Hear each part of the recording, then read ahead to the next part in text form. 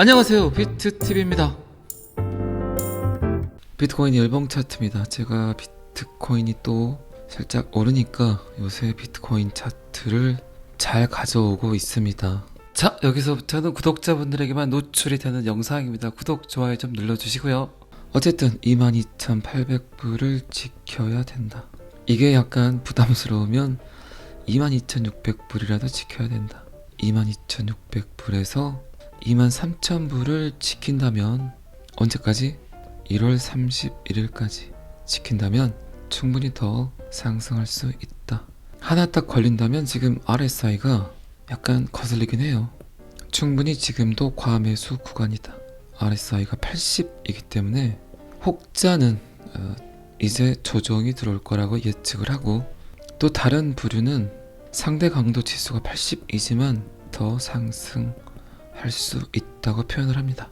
과연 누가 맞을까요? 어쨌든 22,800불의 그 다음 코스는 28,800불.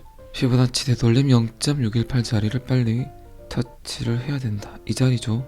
역사적인 비트코인 대상승을 이루었던 일론 머스크의 평단 28,800불. 여기를 터치하면 이제 투더문 할 수 있겠죠. 달나라까지 그냥 갈 수 있겠죠. 자, 그리고 어쨌든 1월 31일과 2월 1일에는 뭐가 있습니까? 왜 비트코인이 지금의 자리를 월말까지, 월봉 마감까지 유지해야 할까요? 1월 31일 그리고 2월 1일 미국 금리 발표가 있습니다. 제롬 파월 연준 의장의 입을 또 온 세계 사람들이 지켜봐야 되겠죠. 코인쟁이, 주식쟁이들, 그리고 부동산까지 미국 제롬 파월 연준 의장의 목소리를 들으려고 할 겁니다. 그리고 지금 예측은 0.25를 예측하고 있어요. 그렇다면 지금 가격이 충분히 선반영이 되지 않았나, 이럴 수도 있겠죠. 주식이든 부동산이든 비트코인이든. 그리고 0.25 발표와 함께 어쩌면 전체 자산군들이 상승을 할 수도 있겠죠.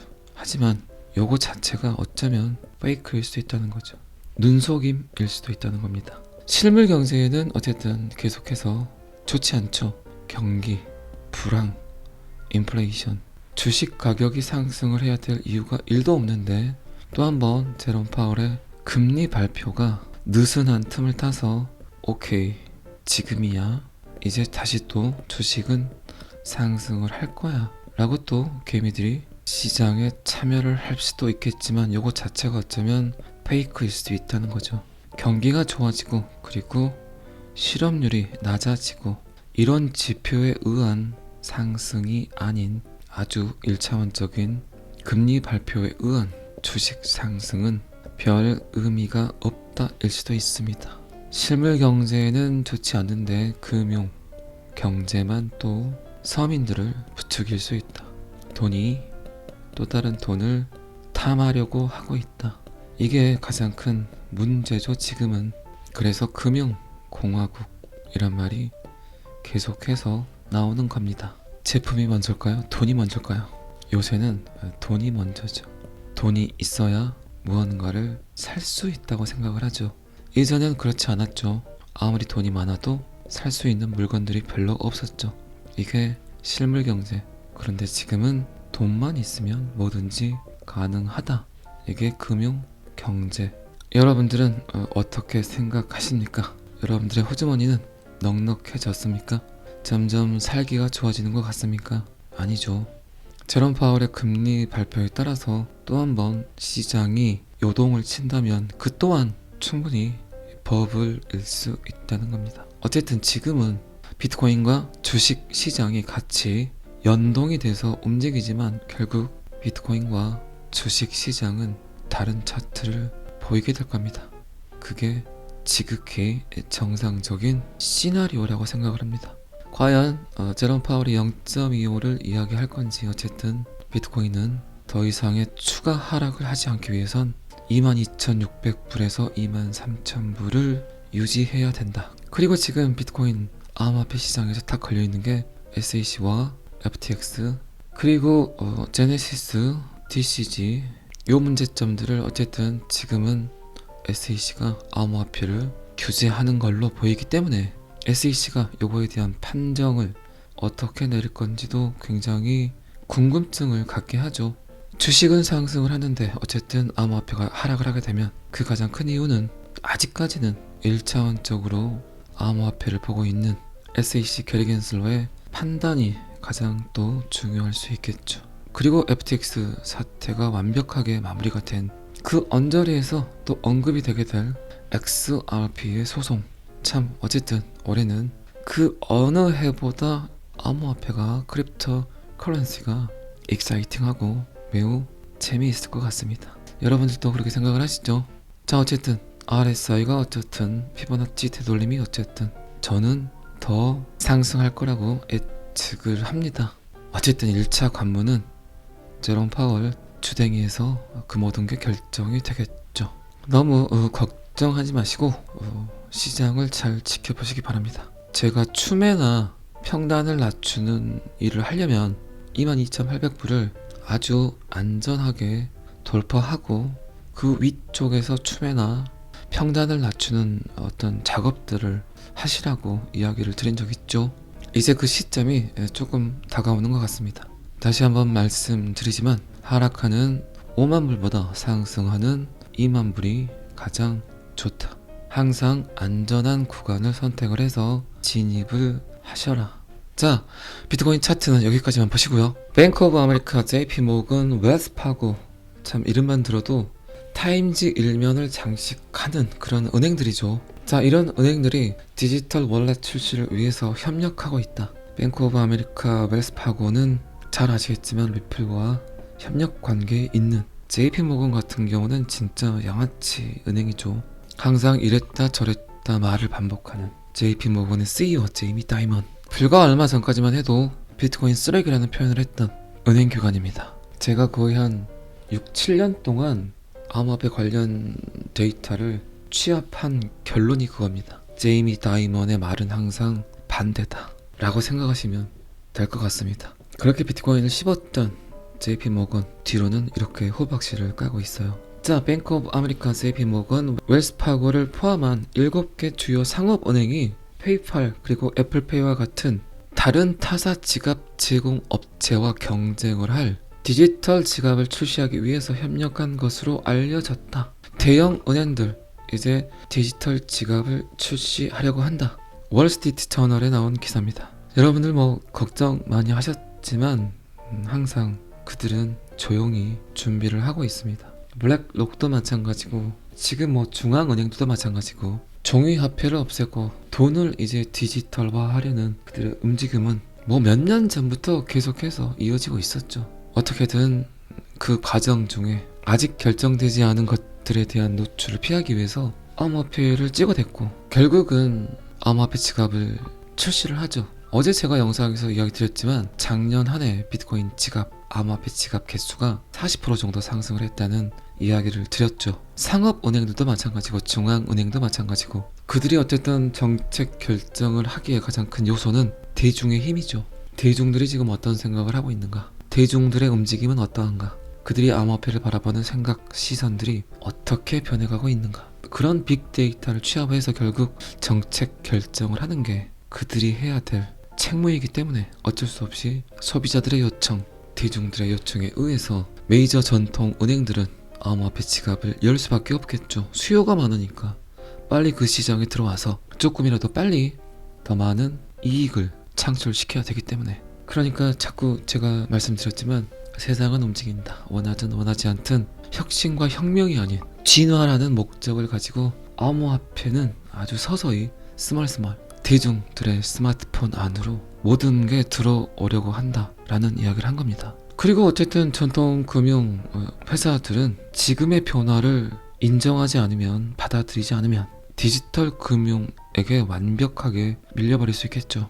항상 주요 상업은행들은 그들이 항상 부러웠던 대상은 페이팔 그리고 애플페이를 부러워했겠죠. 디지털 안에서 모든 게 처리돼버리는, 굳이 수수료가 많이 소모되는 오프라인 은행들이 필요 없는 그런 시스템을 원했겠죠. 어쨌든 그들이 갖고 있는 건 엄청난 숫자의 고객들이죠. 그 고객들의 히스토리를 가지고 전통 금융 회사들이 암호화폐를 받아들이고 비트코인을 인정한다면 한 번 더 그들에게는 전통 금융 회사들이 갖고 있는 그 명예를 되찾을 수 있는 기회를 맞이할 수 있다는 겁니다. 불과 몇 년 전만 해도 물을 사 먹을 거라고는 상상도 하지 못했던 그런 세대를 살아갔던 여러분들은 충분히 이해하고 인정할 거라고 생각을 합니다. 자, 이 기사는 여기까지만 보시고요. 리플 XRP는 디지털 파운드에서 패널을 호스팅하고 있다. 이유는 다음과 같다. 디지털 파운드 파운데이션에 지금 파트너십 관계를 갖고 있고, 리플은 그리고 디지털 달러 프로젝트에 참여를 하고 있고, 그리고 리플과 파트너 관계에 있는 MIT는 유로 디지털 커런시에 참여를 하고 있고, 캐나다 여러 군데에서 지금 영향력을 펼치고 있죠. 이것저것 보다 보면 결국 CBDC는 전세계 준비 통화는 요놈이 아닐까 싶습니다. 영국에서 하든 미국에서 하든 그 프로토콜은 어쨌든 한 놈이 모든 걸 장악하게 될 겁니다. 그래야만 온 동네가 편해집니다.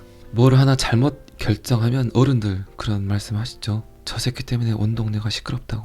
지금 인류에게 가장 큰 이벤트는 온 동네가 시끄럽지 않을 수 있는 계기는 결국 하나의 프로토콜에서 퍼지는 CBDC겠죠. 돈이잖아요, 돈. 가장 민감하고 예민하고 고민도 많이 하고 걱정도 많이 하는 돈. 그 돈이 이제 바뀌려고 하고 있습니다. 그렇기 때문에 말들이 많은 거예요. 어쩔 수 없는 거예요. 항상 제가 이야기 드렸지만 말도 많고 탈도 많고 어릴 때 그렇게 부모님 속 썩인 놈들이 결국 효자노로 탑니다. 어쨌든 영국 파운드 파운데이션 2023년 예측 리플의 중앙은행 디지털 통화 가장 큰 영향력을 갖고 있다. 이 의제를 추진하기 위해서 리플은 계속해서 민간 그리고 정부와 적극적으로 협력하고 있다.